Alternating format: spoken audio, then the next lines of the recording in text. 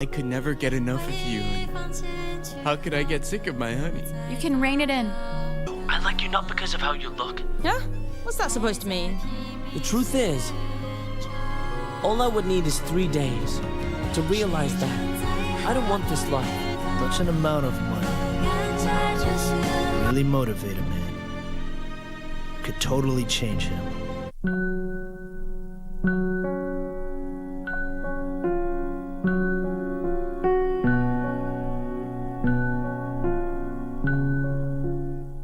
Ili kupata skiza tune hii ya mtu ni watu, bonyeza *811*961#. Mungu akitaka kukubariki atatumia watu. Maombi yako akitaka kuyajibu atatumia mtu. Hauwezi ukakaa maisha ya kujitenga. Hapana, sababu unahitaji watu. Angalia, toka nje, wacha kukaa peke yako. Toka, kutana na watu. Jumuika na watu, penda watu, furahia watu, zungumza na watu. Baraka. Ili kupata skiza tune hiyo ya mtu ni watu, bonyeza *811*961#. *811*961#.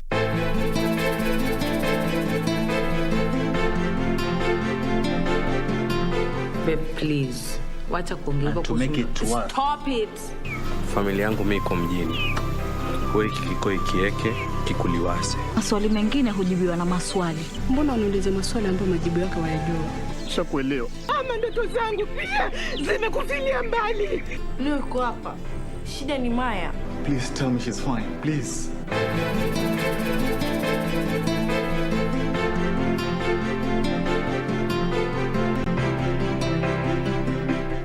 Beacon Furnitures Limited. We're local manufacturers of quality office furniture, dealers in quality office equipment like fireproof safes and cabinets. Our automated state-of-the-art factories at Henna House along Enterprise Road in Nairobi's industrial area. Our showroom is at Uniafric House, Koinange Lane off Koinange Street. We are passionate believers in locally manufactured goods. When you and I buy locally made furniture, we impact on the livelihoods of our brothers and sisters. For orders, visit our showroom at Uniafric House, Koinange Lane off Koinange Street. Beacon Furnitures Limited. Jenga Kenya, tupate ajira.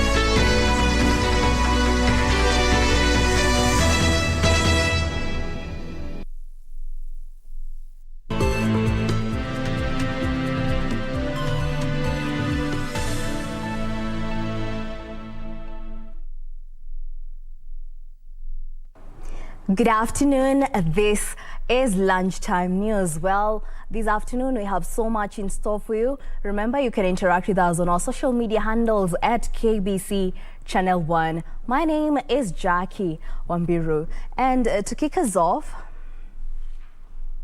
a man has allegedly been shot dead while another is nursing a bullet wound after students of Ramula Secondary School stormed a local police post to protest the death of their teacher. Regan Dindi is said to have died on the spot after he was hit by a bullet as police tried dispersing a rowdy crowd. The death of Dindi brought business along the Luanda-Akala road to a standstill as the locals demanded justice. According to his brother, Vincent Onyango, Dindi was heading to Luanda town where he worked as a mason when he met his untimely death. Huwa alikuwa ametoka nyumbani anaenda kazi, alikuwa juu ya pikipiki. Ni mtu alikuwa anaendeshwa. Na ndio nasikia polisi wanafunzi walikuwa wanaandamana. By that time ndio nasikia polisi alipigwa maana yeye alikuwa anapita hakuwa na chochote, alikuwa anaenda kazi side za Luanda huko. Onyango further said his brother was not among the rioters. According to the locals, this incident was caused by students storming the police station, pelting the officers with stones and other crude weapons. Siaya County Police Commander Michael Mushiri, however, dismissed the allegations that the teacher was murdered by a police officer in a love triangle. Yule mwalimu wakati alisikia anatafuta, ile ripoti niko nayo ni kwamba yeye alijitia kitanzi. He further said the teacher was facing defilement charges and could have committed suicide as a result to avoid facing the law. And now we cross over to Parliament buildings, where a section of members of Parliament allied to the United Democratic Alliance are currently addressing members of the Fourth Estate. Let's listen in whereby Senator Cherogey is currently addressing the media. A government that respects the rule of law, respects democracy, and respects the Constitution. So we stand with Musalia Mudavadi, we stand with Senator Moses Wetangula in partnership with Dr. William Samoei Kipchirchir Arap Ruto. Let them sponsor those political parties the way they want it. But I can assure you, our resolve is unshaken. We shall continue supporting them necessary. Umesikia kesho tutakuwa Nakuru, kesho kutwa tutakuwa Bungoma. We want the Deputy President Musalia Mudavadi and Senator Moses Wetangula wants to bring the country together. Tukimaliza huko Western na Rift Valley, watakuja Central, tutaenda Northeastern, tutaenda Mombasa. That is the country we envisage for us who are young people. Na sisi kama vijana hatutapangwa. Tumekubali tuko nyuma ya hao kwa sababu we are safe with our dreams and visions and ambitions for this country. Thank you. Kuna swali tu kwa viongozi kwa karibu. Viongozi wamekuwa Well, that was Nandi Senator Samson Cherargei addressing members of the Fourth Estate on matters regarding the politics of UDA, ANC, among others. Well, we shall be bringing you a comprehensive bulletin later, a comprehensive report rather, in our subsequent bulletins later on. For now, we move on. A 14-year-old girl is fighting for her life at the Narok County Referral Hospital after she got electrocuted while walking home from school at Elangata Nderit area in Narok South Sub-County.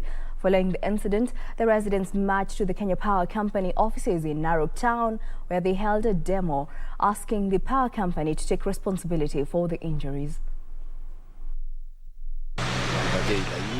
The teen girl who hails from Narok County is nursing injuries at the Narok County Referral Hospital after she was electrocuted. According to Area Chief Patrick Moipei, the girl was electrocuted when she stepped on electric cables Thursday last week. But despite the incident being reported to the Kenya Power Company, they have not responded. Kenya Power wamekuwa very much negligence of high order kwa maneno ya kupiga simu. Tulipiga simu wiki 3 tangu tu hiyo post yanguke, na walikuja kuitikia kuja wakati ambaye mtoto wetu alishaumia. So tunaarifu ya kwamba washughulikie mtoto wetu kwa kikamilifu kabisa. John Tororoi, a parent at Elangata Nderit Primary School, said the committee is saddened by the incident, wondering why the fallen post with live wires remain unattended for 3 weeks, despite the matter have been reported to Kenya Power. Kilichofanya ama kilichosababisha huyo mtoto kuchomeka ni posta sitima ambaye ni mbili zilianguka wiki 3 iliyopita. Na ripoti ilifikia KPLC, ikafikia Safaricom ambaye hiyo line inaenda kwa booster yao, na hakuna hatua walichukua hadi mpaka, na waya imelala wiki 3 chini ikiwa live mpaka hadi mtoto akakuja akapata hii ajali, ndio wakachukua jukumu la kuja kuinua hizo post. Patrick Yapi, the girl's teacher, said the girl is expected to sit for her KCP examination in March this year. He called for proper treatment of the girl so that she can have speedy recovery and return to school and continue with her studies. Kenya Power wafanye kazi vile inavyostahili kufanya, kwa sababu mtoto ana haki. Ni mtoto wa Kenya na anahitaji haki yake. In other news, prisoners at Munyua prison whose belongings were reduced to ashes have benefited from a donation of mattresses and blankets from a well-wisher. According to the prison management, some prisoners are already complaining of cold-related complications and urgently need assistance. The arrival of 80 mattresses and 100 blankets at Munyua prison signified a new dawn for the prisoners. The beddings donated by the Faraja Foundation that helps to reintegrate offenders back to the society. Close to 150 prisoners were forced to spend nights in the cold, with others sharing beddings after their dormitory was razed down. Others saying that they had lost important documents they planned to use to appeal their cases. According to the officer in charge of the prison, Samuel Ruto, the affected inmates have been less productive, with others complaining of cold-related problems and psychological trauma. Initially, they were complaining of not having slept well, so they are unable to dig more. So they will dig more, there will be more rice next time you come because they will be strong enough. Of course, you will know, if you don't sleep well, you will not be a happy person. So I know my people will be happy, have a nice sleep, because that was giving them nightmares, sleep on a bare floor. You donate a mattress to a man, you're preventing the man from catching diseases like pneumonia and other cold-related illnesses. And you see, once you prevent them from doing that, then you are making them to be productive. Nancy Okware, Lunchtime News. Still in the political arena, Kakamega Governor Wycliffe Oparanya claims the alliance between UDA and ANC will create a space for Azimio la Umoja to enjoy a majority support in the western region. While downplaying the alliance, Oparanya accused ANC party leader Musalia Mudavadi of trying to propel UDA in the region at an expense of the community. Speaking at a meeting with leaders from Kakamega and Trans Nzoia counties, Kakamega Governor Wycliffe Oparanya claimed the much-hyped earthquake by ANC leader Musalia Mudavadi was a stillbirth. Mambo ya oka imekwisha. Kwa sababu mliona vile Bwana Kalonzo Musyoka na Gideon Moi wakiondoka. Accusing Mudavadi of misleading the community for his own political mileage, Oparanya said the unity will be inconsequential come August. Tunajua tu mahali wanaenda kwa sababu tunaona vile watu wao mashinani vile wanabehave. Hata mliona vile seneta wetu vile anaongea. Na tumejua sasa wametuachia nafasi na sisi tuko kwa Azimio moja. And as Kilifi succession politics intensifies, two political rivals, Deputy Governor Gideon Samburu and Aisha Jumwa, were forced to use the same podium to pitch for their bids. Jumwa condemning the outgoing governor for unveiling his new party PAA, terming it as a selfish agenda. Na utakaoleta mwelekeo tofauti katika masuala ya kuinua viwango vya elimu ndani ya Kilifi County.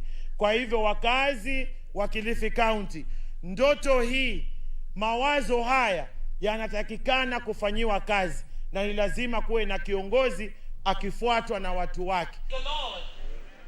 While the deputy governor urged locals not to elect corrupt leaders. Ni sisi tuangalie tabia za wale ambao wanataka uongozi. Tuangalie matendo yao. Tuangalie kila kitu wanachokifanya kwa jamii ni namna gani, ili tunapokwenda kuchagua tusije kujilaumu baadaye. For Lunchtime News, I'm Zainab Said. Still on the same, Azimio la Umoja allied political parties in Kisii have vowed to support ODM leader Raila Odinga in his presidential quest. During the meeting, the party leaders stressed on unity of political purpose by community in Nyanza region to also enjoy the national cake. The parties, including ODM, Jubilee and the Kenya National Congress, vowed to vote for Raila overwhelmingly in the polls as the 5th president of the country. Sisi tunaunga president wa Kenya, His Excellency Uhuru Muigai Kenyatta. Ile katiba imeweka katikati kuweka watu wa Kenya pamoja wakishirikiana na mwenzake Raila Amolo Odinga. Hapo ndio tunasimama ndani zaidi. The leaders led by Kisii Governor James Ongwae cited the region as a cradle for ethnic diversity in the pre- and post-independence period, urging its members to elect Raila as president this time round. Raila Amolo Odinga mwenyewe amepigania hii nchi. Mambo ya devolution, hii devolution unaona magavana wamejaa hapa wanatafuta kiti ya ugavana. Yeye ndiye ameleta. Hata mambo ya kusema kwamba 35% ya pesa ya serikali ije mashinani, yeye ndiye alikuwa anasema. Kisii Deputy Governor Joash Maangi told the area electorate not to squander the available opportunity to vote for the president. Tangu 1963 tumekuwa tukikaribia uongozi, karibu tunakaribia kidogo, lakini tukifika mwisho tunashindwa. This is our time. The leaders called for the setting aside of political differences in the region to vote as a bloc. Reporting for Lunchtime News, I'm Wambiru Otiende. In other news, education stakeholders have raised concern over the high number of children dropping out of school in Kajiado County. Speaking in Oloitoktok during the International Day of Education celebrations, Kajiado South District Education Officer Peter Bitter cited a female genital mutilation as one of the factors that are hindering the education of the girl child in the region. The rising cases of school unattendance has reached alarming levels in Kajiado County. Most school children have dropped out of school, while dozens have not attended school despite attaining school-going age. As the world marked International Day of Education, stakeholders underscored various factors that have contributed to school dropouts. Ni mambo ya kiangazi, wengi wanakosa kuja shuleni kwa sababu hakuna lishe la kuja kula, hakuna lishe la wao kuja kupata shuleni. Na pia ile distance yenye wanatembea kutoka manyumbani kwao mpaka shuleni ni ndefu sana. Kwa hivyo utapata wengi wao wanakosa kuja shuleni, na pia wazazi wamelegeza kamba. Tukue pamoja ndio tuhakikishe watoto wote wako mashuleni. Kwa sababu nasema hivyo, unapata kuna changamoto kwa kila upande. Mtoto wako shuleni amelipiwa school fees, lakini kuna mara anafukuzwa nyumbani kwa sababu ya fedha zingine wanaitisha kama development. Kajiado South District Education Officer Peter Bitter said the number of those who have not attended school despite reaching school-going age is high. Na elimu haitakuwa bora iwapo tutakuwa na idadi fulani ya wanafunzi ambao hawamo shuleni, maana wataingilia katika dawa za kulevya, tutakuwa na mimba za mapema, ndoa ambazo hazistahili au ambazo hazikupangwa, na hilo litatatiza juhudi zote za kielimu katika eneo la Loitoktok. Bitter said the situation may worsen if not handled. Mwezi wa 11 kuendelea mpaka hata wakati huu tumeweza kutambua wanafunzi 934. Kusema kwamba tupate suluhisho la kudumu ambapo si wanaenda wanarudi. The local administration says they are working closely with education stakeholders to tackle the issue. Tunafanya jitihada pamoja na washikadau wengine, hususan Ministry of Education here in Oloitoktok na vile the entire national government fraternity, kuanzia machifu wetu, wazee wa kijiji kule chini, nyumba 10 mpaka na wakuu wa tarafa na hata ofisi ya DC, kuhakikisha kwamba wanafunzi wetu wanarudi, wanakuwa wako katika madarasa wala sio kukaa kule nje. Chengadu called upon concerted efforts of the concerned parties to ensure all children attain education. Sheila Kayaro Yogo reporting for Lunchtime News. And on matters related to the COVID-19 pandemic, East African Business Council Chief Executive Officer John Bosco is calling on all partner states to recognize Kenya's COVID-19 certificates as valid to avoid charges put on already tested truck drivers plying the Northern Corridor. Speaking at the Malaba border post, Bosco said the second round of the COVID test is causing delays along the border and resulting to traffic snarl-up along the Northern Corridor. The lengthy traffic snarl-up witnessed along the Northern Corridor following the rapid COVID test requirement has been criticised by East African Business Council CEO John Bosco, saying certificates from already vaccinated truck drivers drawn from member states should be honoured as opposed to subjecting the drivers to fresh tests. Once you are tested in Kenya or you are tested in Uganda, your certificate should be valid across the region. Bosco adding that the amount charged for the test is too high, terming it as an avenue for corruption. You don't get even the results, and they allow you to go. You go and mingle with people, and you wonder. What have you done? What have you presented? The Democratic Republic of Congo's admission to the EAC has also been hailed by the CEO as an economic booster to the bloc, with the Western Region Customs Commissioner Pamela Hagu noting that the measures have been put in place to reduce the backlog witnessed at the borders. Yusufar reporting for Lunchtime News. National Land Commission Vice Chair Gertrude Ngoku has dismissed claims that the Commission has no powers to handle private land disputes. Speaking in Mombasa after the conclusion of a 5-day land dispute hearing, Ngoku said the directive was misadvised and that the Commission had been given powers on all land matters.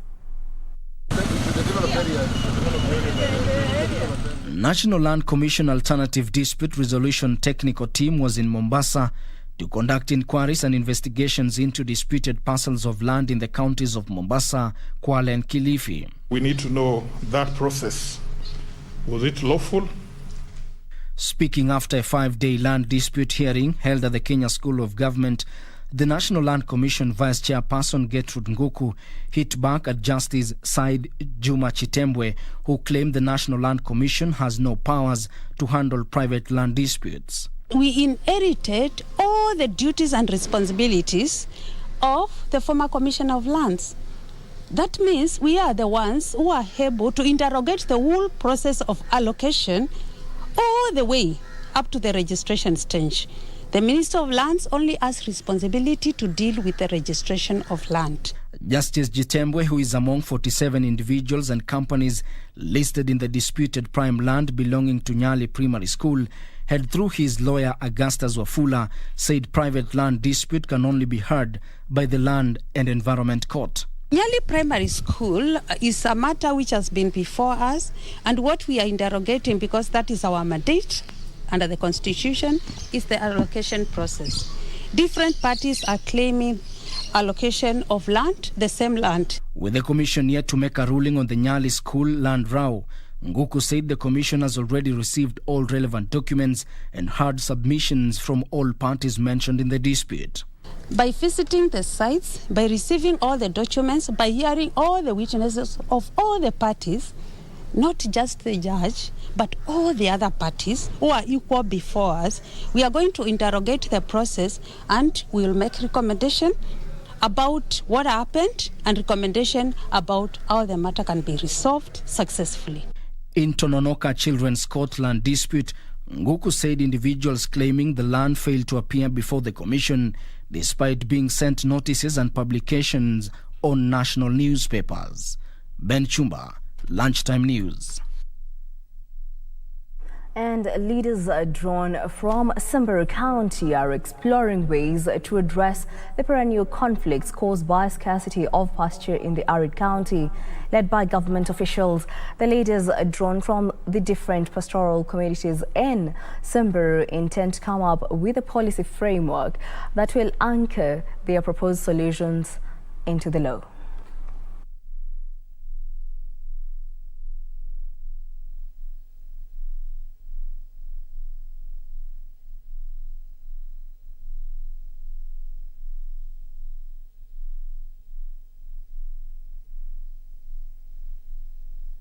The policy will be a very useful framework because it will give an opportunity for communities, the county government of Samburu, to manage the rangelands in an effective and in an efficient way.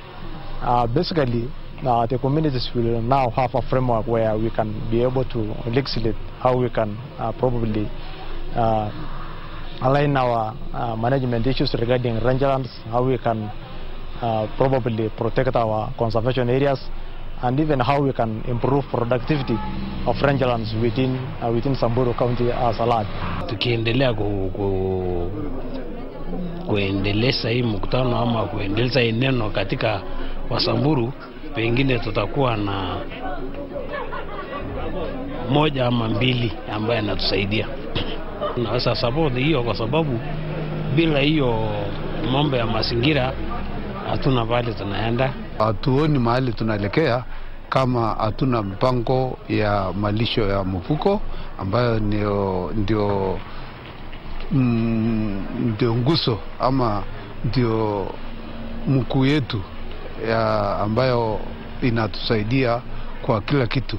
Samburu County basically is 90% a pastoralist community, and therefore there is a greater need to regulate the way the environment is used, to regulate grazing patterns and during these dry seasons, and therefore this is why it is important for us as a department to sit down together and discuss with a number of partners to bring the expertise, to bring their knowledge and their professionalism into this document, to make sure that it's all inclusive and addresses a number of very, very, very pertinent issues in regards to the rangeland use and management in Samburu County.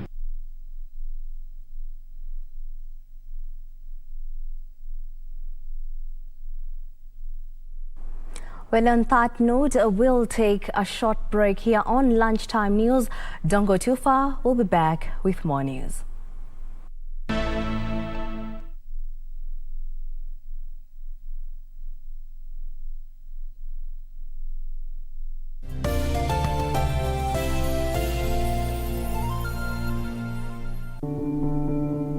Tusirudi nyuma kwa mipaka na nchi kufungwa. Tusirudi kwa biashara na shule kufungwa.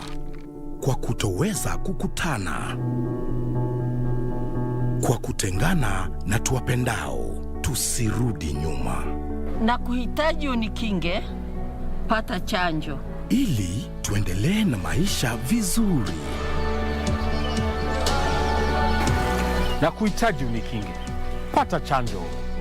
Na kuhitaji unikinge, pata chanjo. Na kuhitaji unikinge, pata chanjo.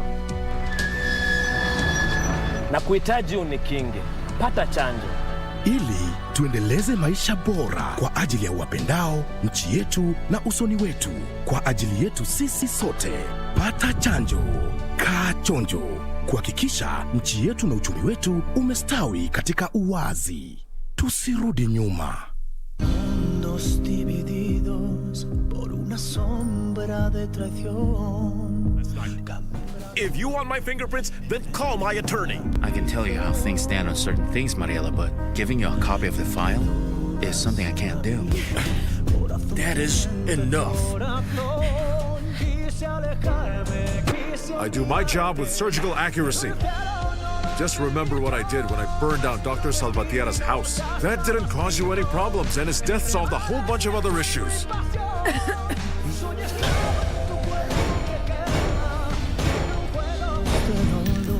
Lying heart.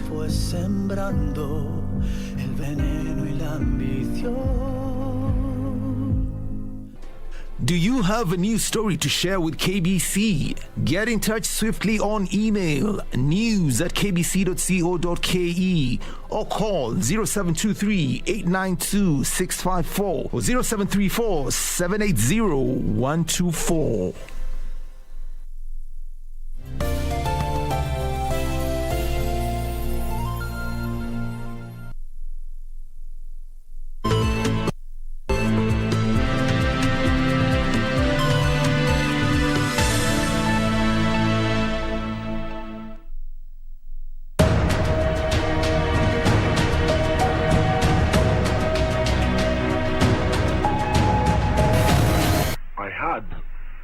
colleagues with me who became district commissioners at the same time with me.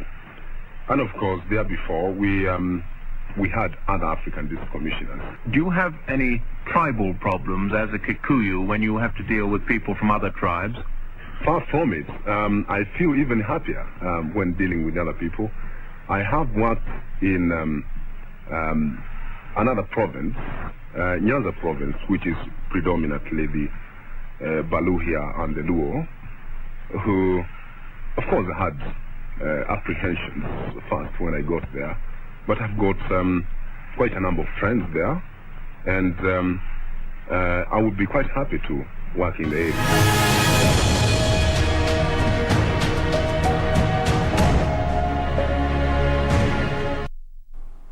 Welcome back. Now let's proceed.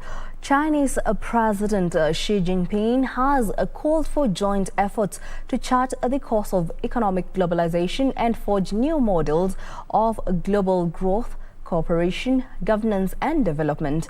Addressing the opening plenary of the 2017 World Economic Forum annual meeting, Xi said global vision not only embodies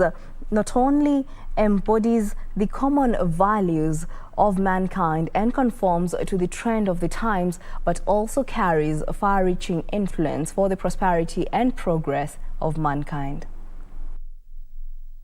President Xi made a 4-point proposal on common development, namely jointly defeating the pandemic, promoting steady recovery of the world economy, revitalizing global development and seeking peaceful coexistence and win-win outcomes. It reaffirmed China's commitment to pursuing high-quality development, reform and opening up, as well as ecological conservation, to create a better post-COVID-19 world. The Chinese president called for discarding Cold War mentality and seeking peaceful coexistence and win-win cooperation. In a world affected by combined major changes and a pandemic unseen in a century, President Xi said global vision not only embodies the common values of mankind and conforms to the trend of the times, but also carries far-reaching influence for the prosperity and progress of mankind. President Xi offered distinctive Chinese solutions to global challenges and demonstrated Chinese sense of responsibility, making the voice of the world's second-largest economy heard by others.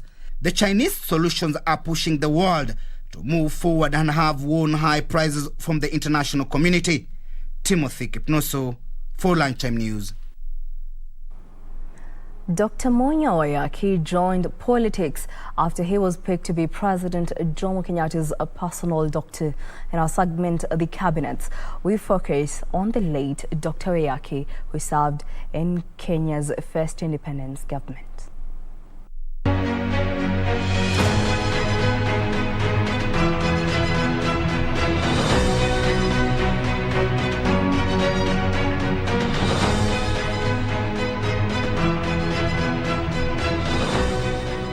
Dr. Munyua Waiyaki.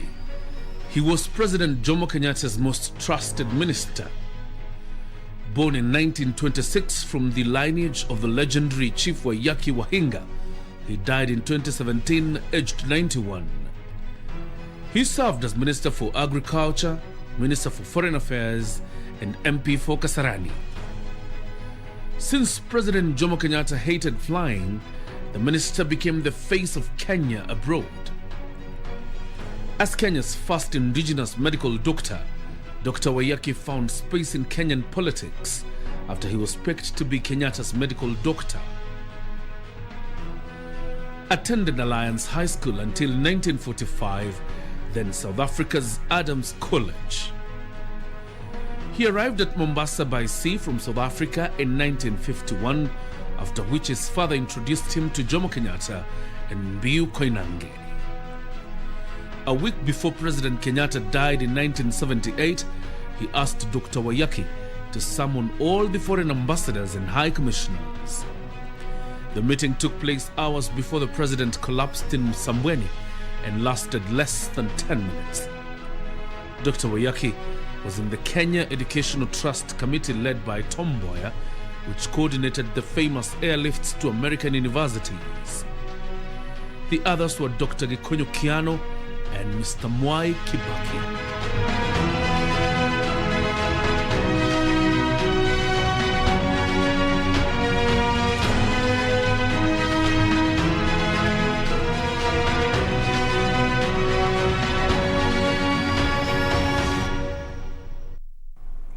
The government and IEBC officials in Busia County have changed tack and are now moving from door to door as they rush against time to register at least 135,000 eligible voters in the county. The county has registered low numbers since the commencement of the second phase of enhanced mass voter registration exercise that comes to a close in a fortnight. Achola Simon has more details. I'm still a registered voter. Worried about the low turnout of potential voters in the ongoing voter registration exercise, government and Busia County IEBC officials have now embarked on a door-to-door mobilization campaign as they race against time to meet the set targets. So it's all systems go. We have about 2 weeks to go. 1 week is already gone. Our chiefs and our assistant chiefs, clan elders and village elders, all are out there combing homes and reminding the chiefs. And of course, our IEBC officials are also in various stations combing out people to go and register as voters. We have 3 registration kits in every ward, manned by 2 clerks. And voter mobilizers. These voter mobilizers, they are 2 per ward. These voter mobilizers, their work, that's what might change things, is to move, not to educate people, but to mobilize people by walking from home to home, door to door, with the kit and mobilize people so that they are fishing out those people, because you know we are targeting the youths. Busia County has about 135,000 potential new voters yet to be enlisted as voters. Butula Sub-County, for instance, just managed to register a paltry 900 new voters last week against a projection of over 5,000 new voters. Kwa hivyo mimi naomba watu wangu wa Butula na the entire Busia County, tafadhali jitokezeni mchukue kura, ndio kura zetu ziwe juu.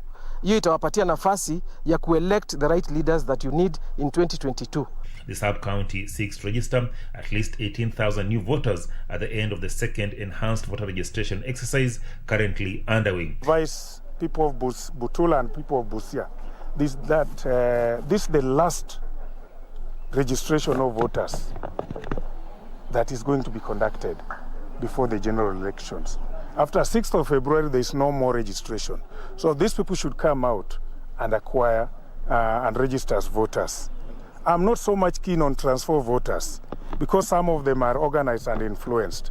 But I'm very serious about the new voters. Busia County Women MP Florence Munyua also wants the government to hasten issuance of ID cards to those who have already applied for the cards to ensure they register in time as voters. We have managed to pick 700 IDs. That is for the entire Busia, not just Butula. Butula hours are 500 out of that lot, and the 200 are for the rest of the county. And we'll continue doing this as quickly as we can because we have 3,000 new IDs still lying at the national office. If we can be facilitated for them to be done quickly, we will get, of course, those other votes, other IDs. Munyua spoke as she officially launched the second phase of the IEBC voter registration exercise in Butula Sub-County. Achola Simon, Lunchtime News, Busia County.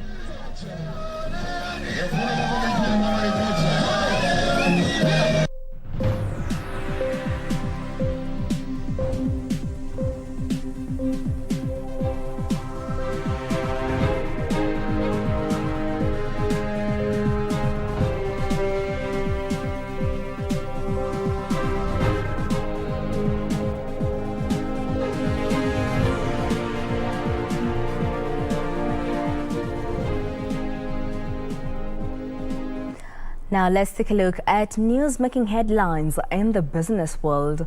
The Kenya Agriculture and Livestock Research Organization has introduced an improved breed of cattle that has been developed to withstand harsh weather patterns. KALRO Director General Dr. Eliud Kiriger says the improved crossbreed between the indigenous Sahiwal and the exotic Frisian was resistant to most pests and diseases and had the potential to yield 30 liters of milk per day. The erratic weather patterns have affected fodder production, which has affected production of livestock products such as milk. As part of its efforts to increase milk production, Kenya Agriculture and Livestock Research Organization Director General Dr. Eliud Kireger says the improved dairy cow breeds, which are a crossbreed between the indigenous Sahiwal and the exotic Frisian, fit within the nomadic pastoral system of production that is dominant in the regions. Train farmers on the use of AI, artificial insemination, so that the material can be able to go across all the farming communities. Dr. Kireger said climate change has affected the feed and fodder situation in arid and semi-arid regions where during droughts, livestock is lost. A lot of the livestock the dairy livestock that are kept in the high potential areas are the imported European breeds like the Holstein Friesians, the Ayrshire, the Jersey, the Guernsey. But in the arid and semi-arid areas, those kind of animals don't do very well. He is encouraging pastoralists to keep fewer animals, but with higher milk or meat production potential. Most of our farmers are yet to embrace the issue of intensive dairy farming. They were speaking during a training of trainers workshop for extension officers from the counties of Kwale, Kilifi, Narok, Samburu and Nyamira. Reporting for Lunchtime News, my name is Ibak Said. The World Bank projects Kenya's economy to grow 4.7% this year, driven by higher export prices of food commodities like coffee. In its latest Global Economic Prospects of January 2022, the World Bank maintains its earlier projection in June last year, despite revising Kenya's 2023 GDP projection, which the lender has slashed to 5.1% from earlier forecast of 5.8%. The latest Global Economic Prospects of January 2022 report by the World Bank indicates that Kenya's economy has demonstrated resilience to the COVID-19 shock, with output in the first half of the year set to rise above pre-pandemic levels. Higher prices of food commodities are expected to anchor Kenya's economic expansion. Tea, coffee, cut flowers and vegetables are among the top export commodities for Kenya. Currently, Kenya is the world's leading exporter of black tea and cut flowers. Despite this, the World Bank warns that poverty, food insecurity, rising food prices and geopolitical tensions could dampen consumer sentiment and slow the growth. In addition, the report by the World Bank indicates that other uncertainties such as a drought and lower than average rainfall could affect the projected economic growth rate. The coronavirus pandemic as well as uptake of COVID-19 vaccination could disrupt growth, derail structural and fiscal reforms, as well as amplify health challenges. The World Bank's projection has been backed by Sight-on Investments that also projects the economy to expand 4.7% this year, supported by economic and business recovery from COVID-19 misfortunes.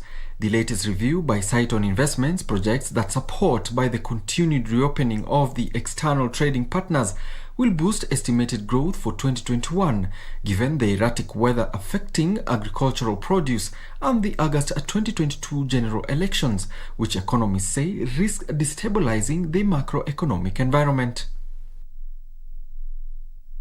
Traffic snarl-up at the Kenya-Uganda border in Busia has so far reduced to only 8 kilometers from 25 last week. Officials have only one day to clear the backlog following an agreement between Kenya and Uganda on a unified COVID-19 vaccination certificate that set the deadline to open up traffic for Wednesday. Last week, Kenya and Uganda officials agreed on modalities to have a single COVID-19 certificate to ease the movement of goods and services across the two countries.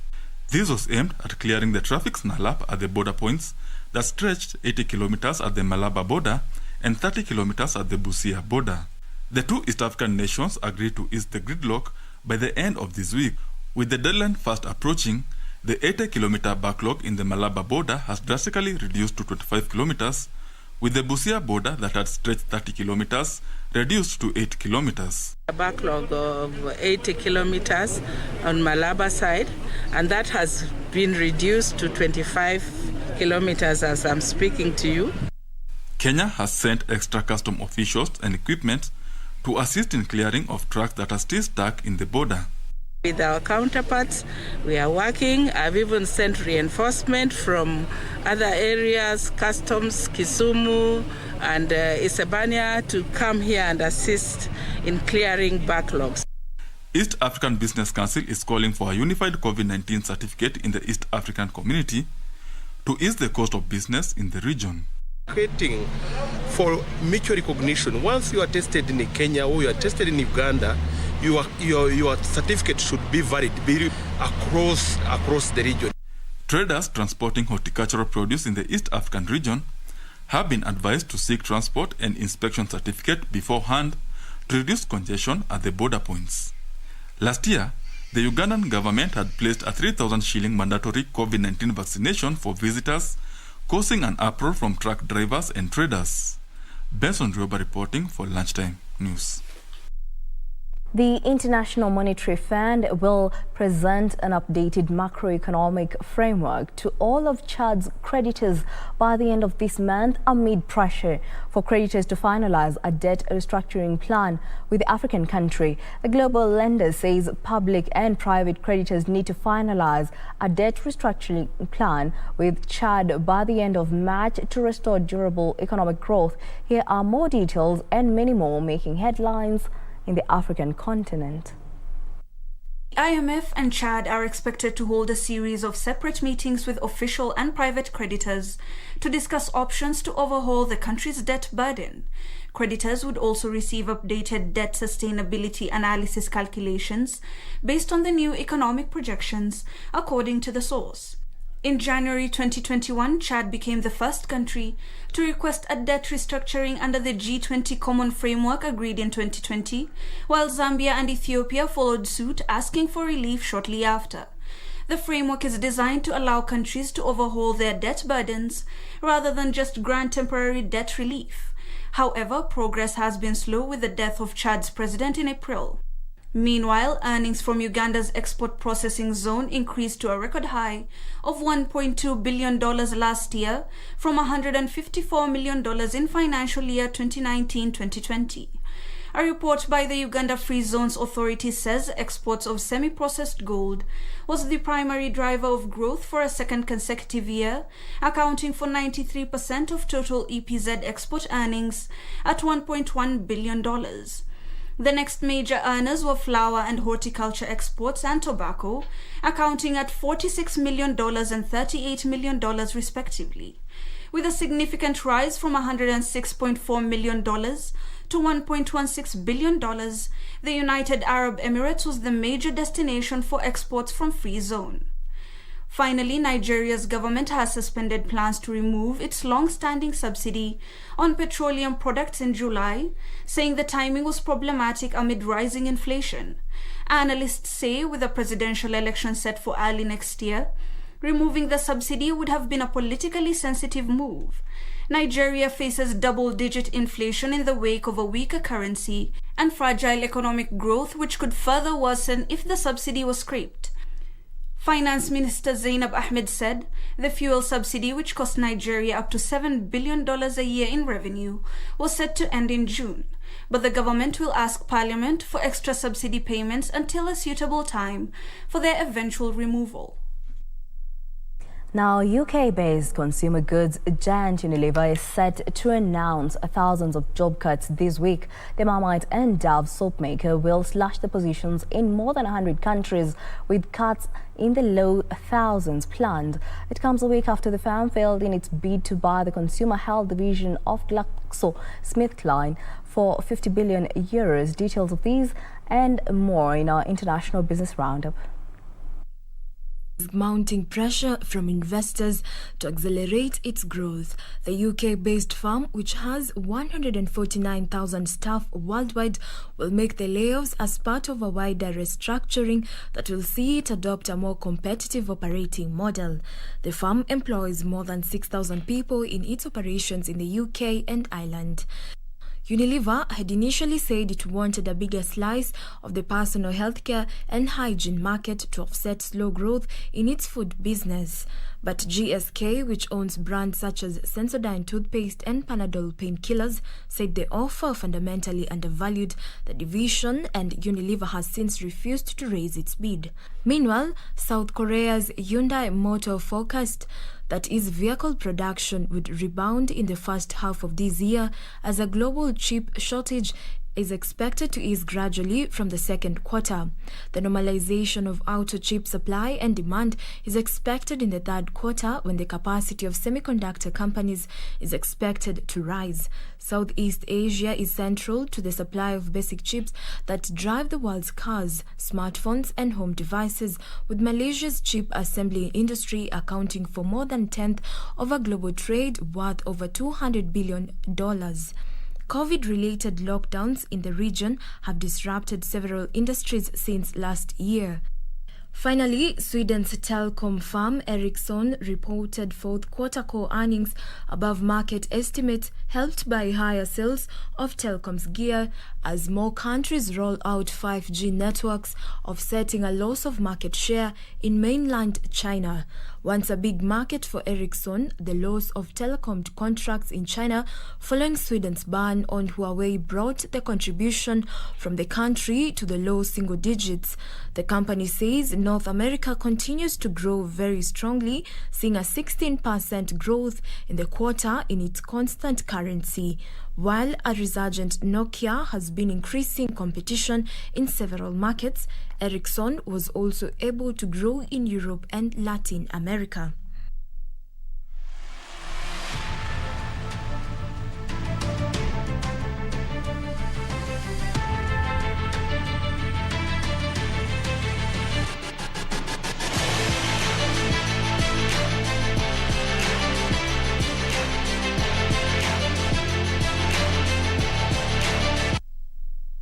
In the sports arena, Kenya's Angela Okutoi continued her fine form at the ongoing Australian Open Juniors tournament after beating Australia's Zara Lack 7-6, 5-7, 6-1 to qualify for the third round in Melbourne.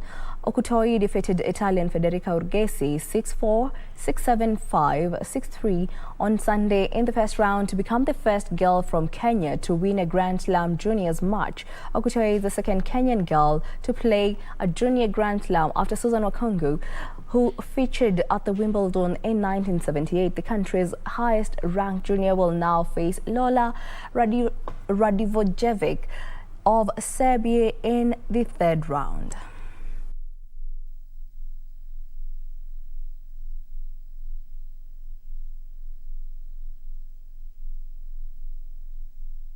Cameroon qualified for the quarterfinals of the Africa Cup of Nations after a 2-1 win over Comoros. Meanwhile, Gambia booked their place as Musa Barro's goal gave them a famous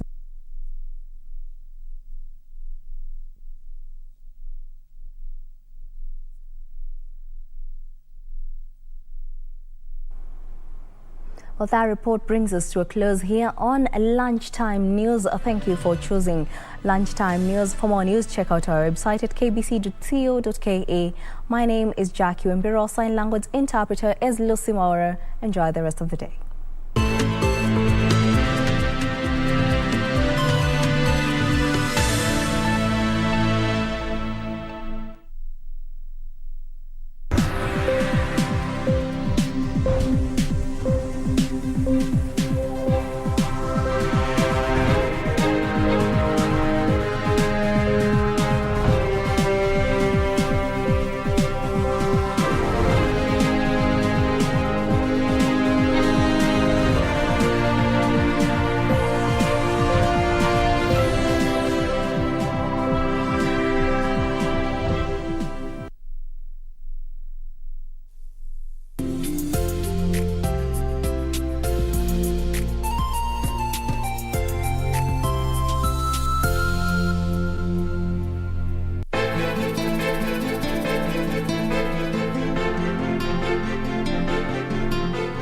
Please, wacha kuongea to make it work. Stop it.